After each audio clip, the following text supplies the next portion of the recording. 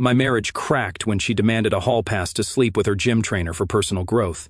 So I agreed, and they unaware I would quietly teach them a brutal lesson for betraying me that changed everything forevermore. I, 34, male, was married to Amanda, 29, female for 5 years together for 8 total. I work as a financial advisor, pulling in about $180,000 annually. She worked in medical device sales, making around $75,000. We lived in a nice suburb outside Denver. We had a decent house worth about $400,000, 2 cars paid off completely. Life seemed solid, stable, and comfortable until about 8 months before everything went sideways. Here's some important context about our backgrounds that explains everything that happened later. I grew up in a genuinely low-income household. Single mom working 3 jobs, food stamps, government assistance, secondhand everything, the whole deal. My mom never let me use our situation as an excuse, though. She pushed me to work harder than everyone else because she knew I'd have to fight for everything I got. I worked my way through community college first, then transferred to state school, maintaining full-time employment at a local bank while earning my finance degree. 60-hour weeks became normal for me. Every single dollar I made came through genuine hard work, sacrifice, and determination. I understood the value of money because I'd never had enough of it. Amanda had a completely different story. She was daddy's princess from Westchester County, New York. She never wanted for anything. She attended exclusive private schools. She received a brand new BMW for her 16th birthday like it was no big deal. Her father owned several successful medical practices. Her mother was president of the country club. When we first met at a professional networking event in Denver 7 years ago, I thought she'd matured beyond that entitled mindset. She seemed down to earth, talked about wanting to make her own way in the world, said she was tired of people assuming things about her because of her background. I was completely wrong about her personal growth.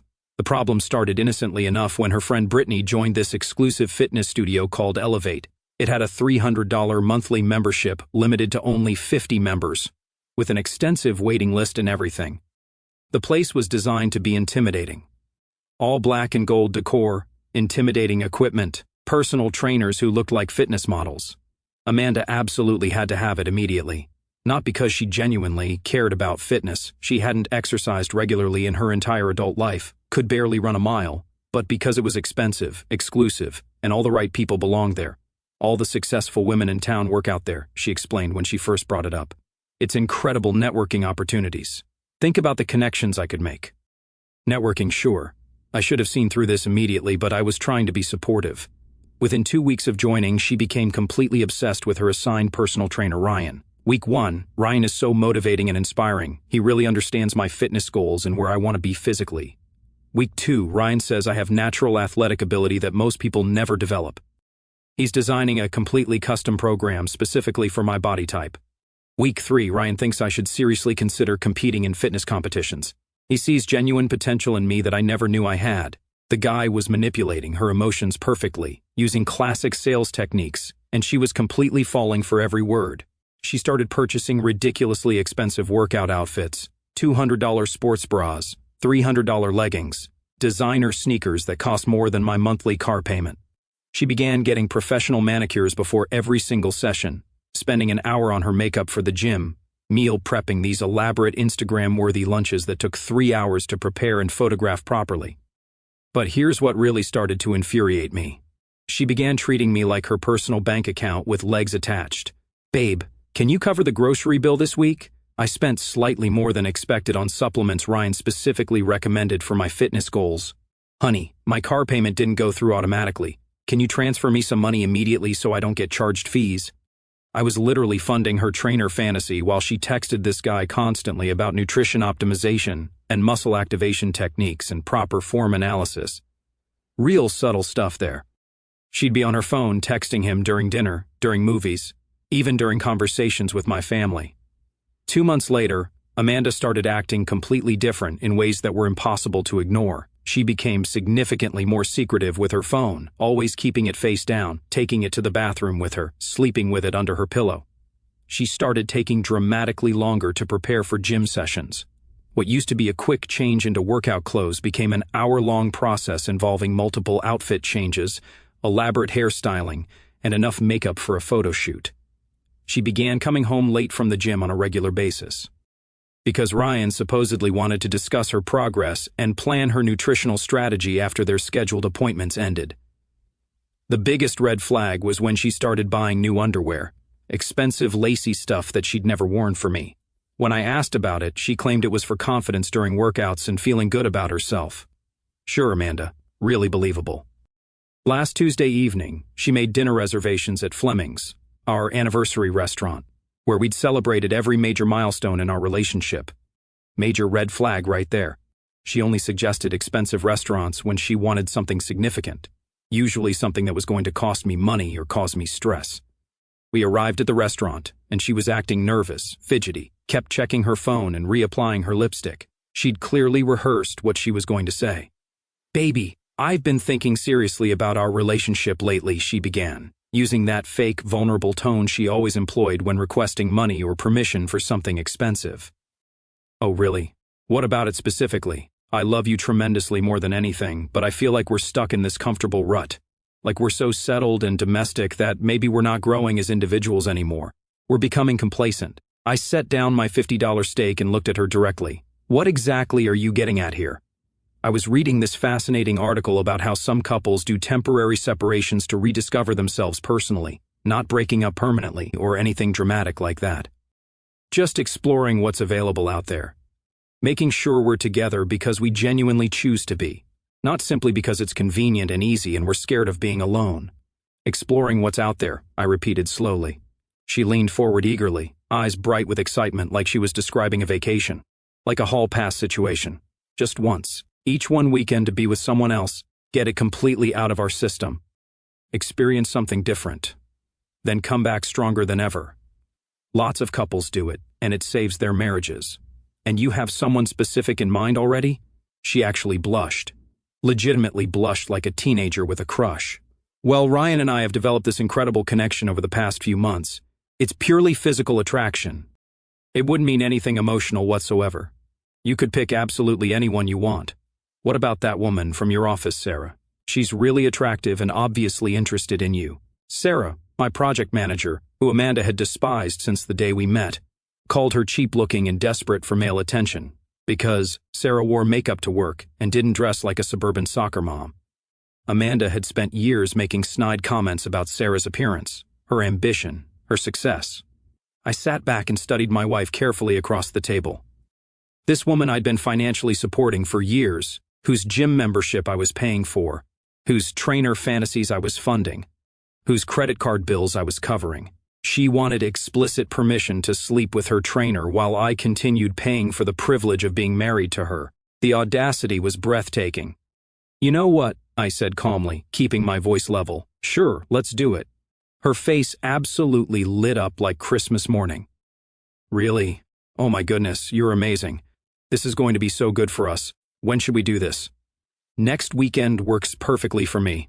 "Perfect. This is going to be so incredibly beneficial for our relationship." She spent the remainder of dinner texting, probably Ryan, planning their romantic weekend. I spent it planning my next strategic move and enjoying the irony of the situation. See, what Amanda didn't realize in her self-absorbed excitement was that Sarah had been asking me for weeks to assist with a client presentation in Austin the following weekend. Major technology company, potentially huge contract for our firm worth millions. I declined every time because Amanda always created enormous drama when I traveled with female colleagues, accusing me of having affairs and threatening to call my boss.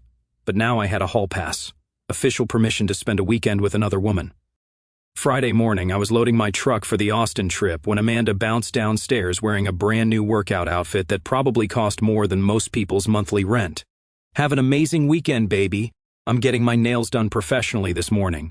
Then Ryan's taking me to this incredible spa resort in Aspen for a wellness retreat. It's going to be so romantic and rejuvenating." A spa resort in Aspen. That was completely news to me. "Sounds incredibly expensive," I commented while checking my luggage. "It's an investment in our relationship's future. Totally worth every penny." "Where are you going for your hall pass weekend?" "Austin. Sarah's client presentation." Her smile immediately faltered and I watched the reality of the situation hit her. "Sarah? But I thought you'd just, I don't know, use dating apps or something casual." "Why would I use dating apps when I can spend the weekend with someone I actually know personally? Someone successful, intelligent, and attractive. But she's not even that attractive. And she's kind of desperate, don't you think? I think she's absolutely gorgeous. Brilliant, too. Did you know she has an MBA from Wharton? She's probably the smartest person at our company. Amanda's face was turning red and I could see the panic starting to set in. A whole weekend seems excessive. I was thinking more like one night maximum. Oh, we're establishing limits now, that's interesting, should. Mention that before you booked a spa resort in Aspen with your trainer. How much is that costing, by the way? It's not about money. Everything's about money with you, Amanda. This entire situation is about money. Your gym membership, your trainer, your new clothes, your spa weekend, your car payments, your credit cards. Who do you think pays for all that? She looked genuinely stunned, like it never occurred to her that I'd been keeping track of her spending or that I might have feelings about funding her affair. Have fun with Ryan, I said, getting in my truck. Try not to max out the credit cards while you're living your fantasy. I drove away while she stood in the driveway wearing her $200 athletic wear, mouth hanging open in shock as the reality of her situation finally dawned on her. The phone calls started before I even reached the highway.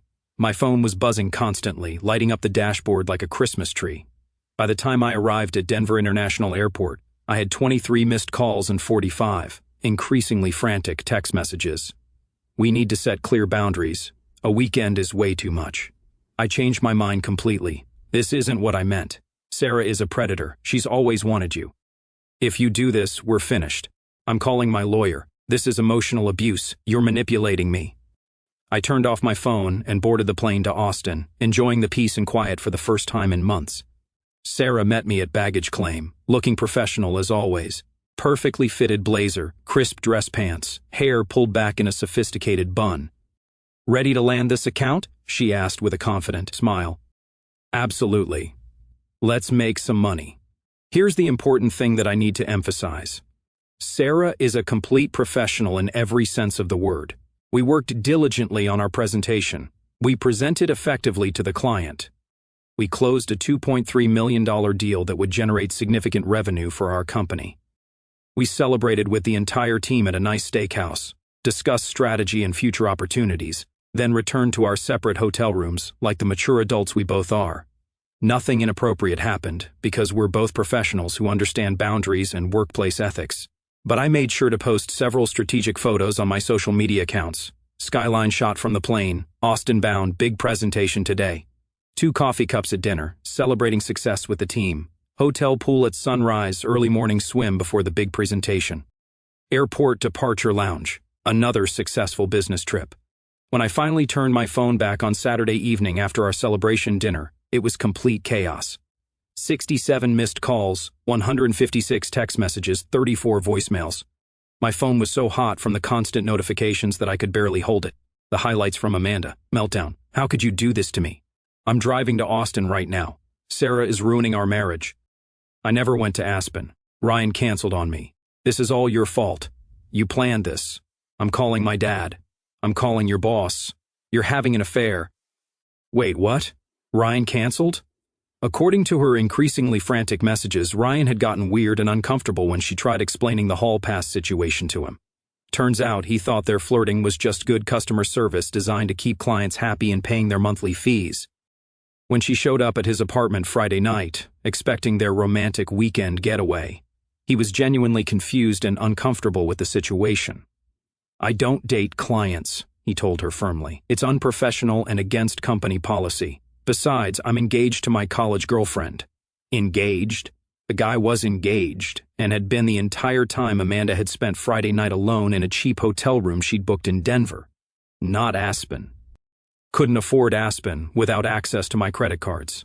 Realizing her trainer fantasy was exactly that, a complete fantasy based on her own delusions. Meanwhile, I was closing million-dollar deals in Austin and advancing my career. The messages kept coming throughout the night. He was just being nice to keep his job. I'm so embarrassed. I made a terrible mistake. Please come home. We need to talk. I love you. This was all a mistake. I sent one simple response, enjoying Austin. See you Sunday night. I arrived home Sunday evening around 8 p.m. to find Amanda in the living room, and the scene was honestly pathetic. She was pacing back and forth wearing the same wrinkled clothes from Friday. That expensive workout outfit that now looked cheap and desperate. Her hair was greasy and unwashed. Her makeup was smeared from crying, and there were empty tissue boxes scattered around the room. The house was a complete disaster. Dishes piled up in the sink, takeout containers covering the coffee table, mail scattered everywhere. It looked like a tornado had hit, which I guess was accurate since Amanda's emotional tornado had definitely hit our marriage. "We need to talk immediately," she said the moment I walked through the door, not even a hello or acknowledgement that I'd been gone for 3 days. "Okay, I'm listening. I messed up completely. The whole hall pass thing was incredibly stupid, and I regret every second of it." Ryan wasn't. I totally misread the entire situation. He's engaged to someone else, and now he thinks I'm some desperate housewife throwing herself at him like a pathetic groupie. "Are you?" I asked calmly, setting down my luggage. She flinched like I'd physically slapped her across the face. "That's really mean and unfair." "Is it mean or is it accurate? You wanted explicit permission to cheat on your husband with a guy you've been throwing yourself at for months. A guy whose personal training services I've been paying for with my money. What would you call that behavior if you saw another woman doing it?" Her face crumpled, and she started crying again. "It wasn't supposed to be like this. You were supposed to just, I don't know, maybe flirt with someone at a bar for one night or something casual and meaningless. Not spend an entire weekend with Sarah doing business meetings and who knows what else."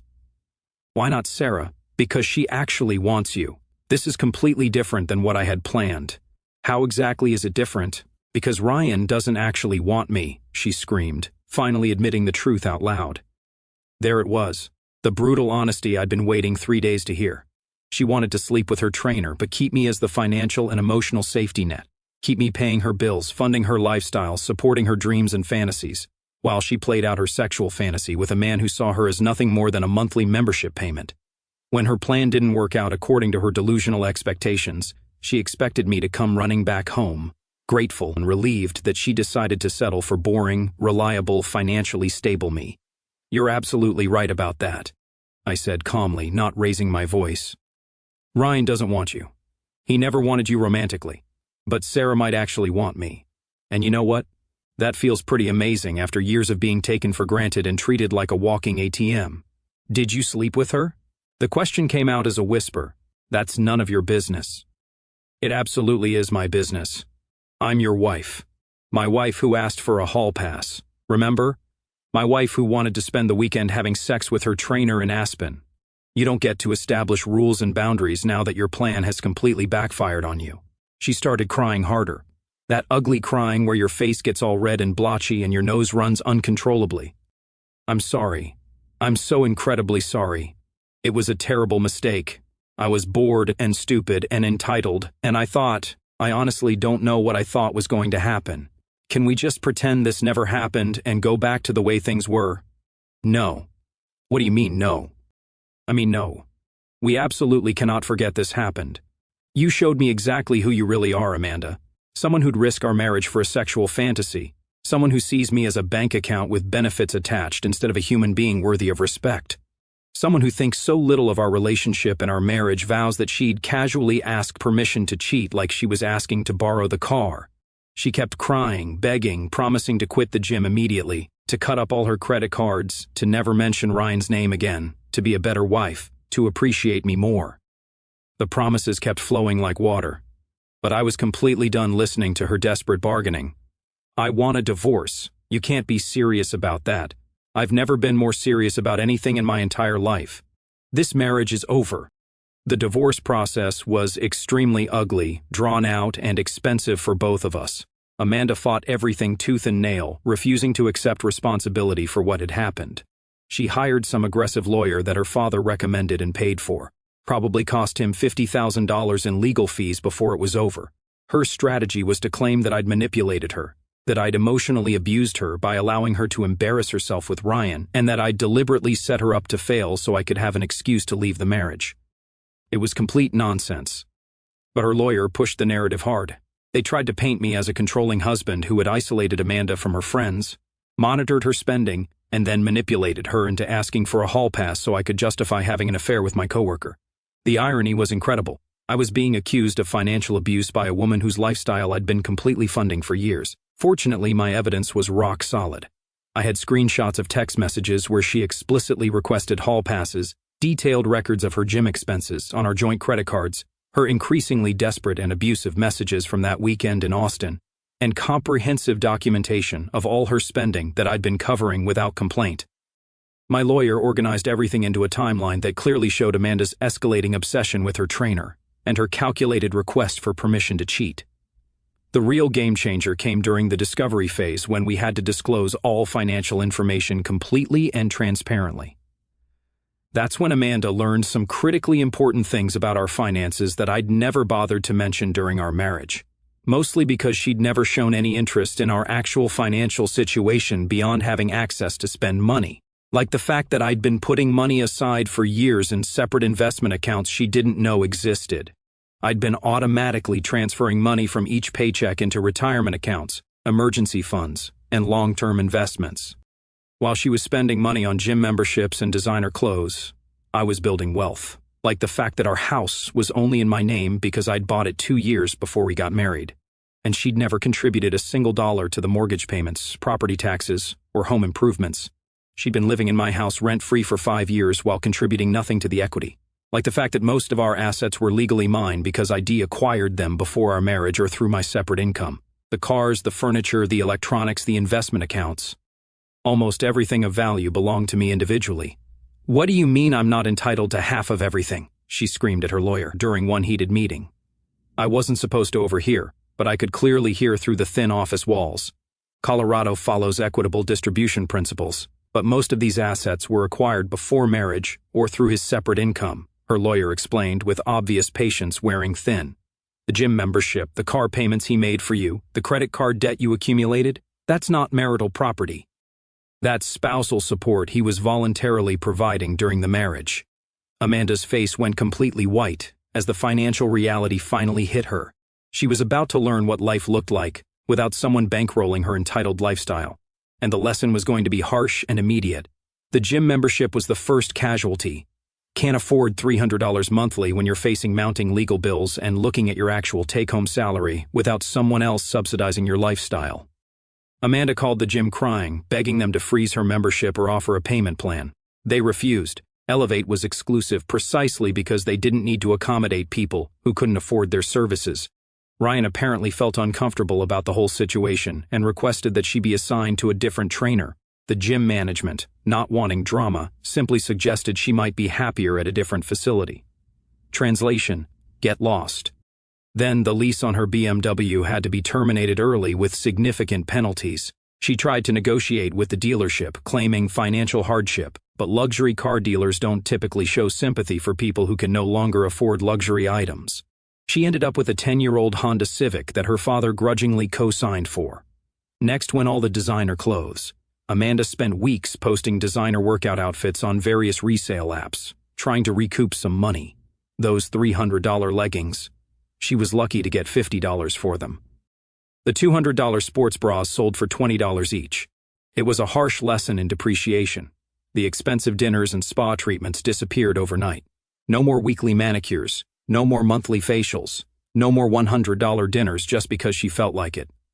She was experiencing actual budgeting for the first time in her adult life. Meanwhile, my life was improving dramatically in ways I hadn't expected. The Austin deal Sarah and I closed generated massive revenue for our company, and our boss was thrilled. Within 2 months, I received a promotion to senior advisor with a $40,000 salary increase and significantly better benefits. The company also started sending me to high-profile client meetings across the country. I bought myself a new truck, a fully loaded Ford F-150 that I'd been wanting for years, but never purchased because Amanda always found ways to spend our extra money. It felt incredible to make a major purchase decision without having to consider someone else's expensive habits. More importantly, I started dating Kelly, a trauma nurse I met at a coffee shop near the hospital. She was intelligent, independent, financially responsible, and completely baffled by the whole past story when I eventually told her.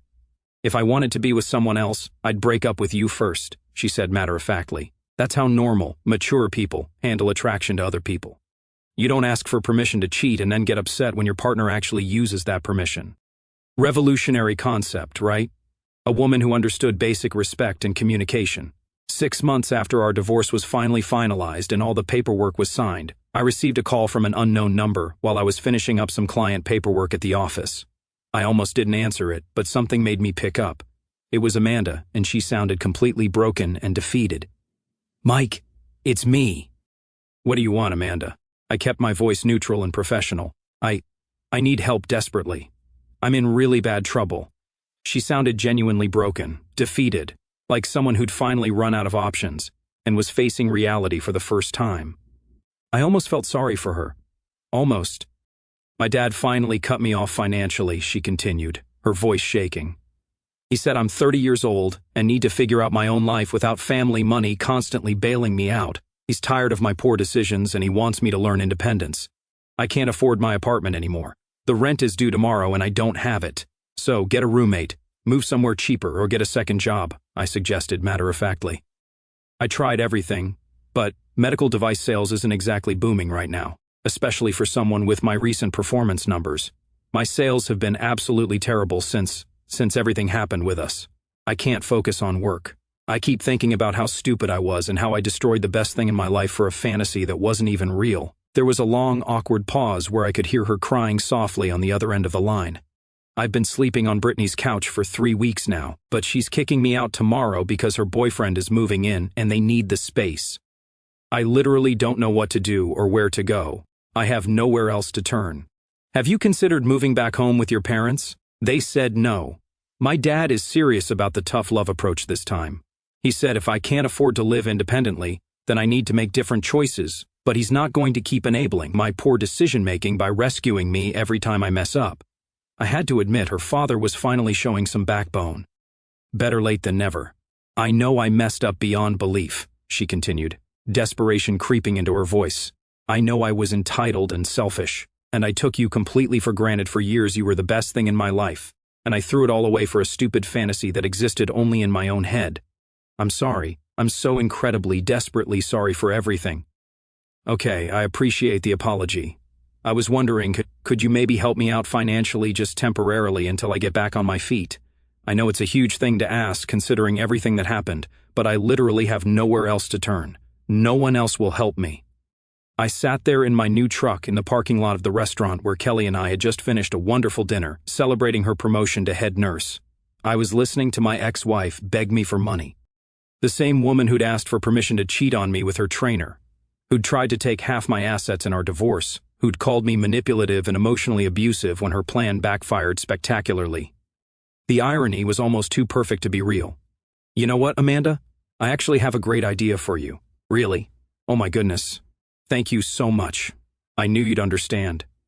Why don't you ask Ryan for help? I'm sure he'd be happy to support you financially. You two had such amazing chemistry and that incredible connection you kept talking about. The silence stretched on forever. I could practically hear her heart breaking through the phone. That's not funny, Mike. You know that's not fair. I'm not trying to be funny at all. I'm being completely practical and logical. You chose him over me. Remember, you asked for a hall pass specifically to be with him instead of me. So, go be with him now that you need help. He's married now. His wedding was last month and all the gym members were invited to the reception except me. They probably thought I was too pathetic and desperate. Then ask your friend Brittany or convince your father to change his mind or get a roommate or move somewhere you can actually afford on your salary. You're a grown woman, Amanda. Figure it out like the rest of us have to do. Please, I'm literally begging you here. I have $200 in my checking account and nowhere to live after tomorrow. I'll end up homeless. You should have thought about potential consequences before you decided I wasn't enough for you. I never said you weren't enough. You didn't have to say it out loud. You asked for permission to sleep with another man because you were bored with our marriage. That communicated everything I needed to know about how you really felt about me and our relationship. She started crying again. That same ugly crying from our final confrontation months earlier. I was stupid and selfish and entitled, and I learned my lesson the hard way. Isn't that enough punishment? Don't you have any compassion or forgiveness left? I have plenty of compassion for people who deserve it. You made your choice, Amanda. Now you get to live with the consequences of that choice. I hung up the phone and immediately deleted her number from my contacts. Kelly was waiting patiently in the passenger seat, having heard the entire conversation. That was pretty harsh, she said thoughtfully. Was it too harsh? Yeah, probably. But I like that in a man. She made her bed. Now she has to sleep in it. We drove home to the house I'd bought with my own money, where Kelly was slowly moving in her belongings. A woman who paid her own bills, who'd never asked me for a single penny, who thought the idea of hall passes was completely insane and disrespectful. Last I heard through mutual friends, she moved back in with her parents in Westchester. Her father makes her pay rent and do household chores like she's 16 again. She works at a discount gym chain now, not as a trainer, but at the front desk, checking in members and selling protein shakes for minimum wage plus commission. The really ironic part, Ryan and his wife are members at that gym. They work out there 3 times a week, and Amanda has to smile and scan their membership cards every single time they walk in. Small world.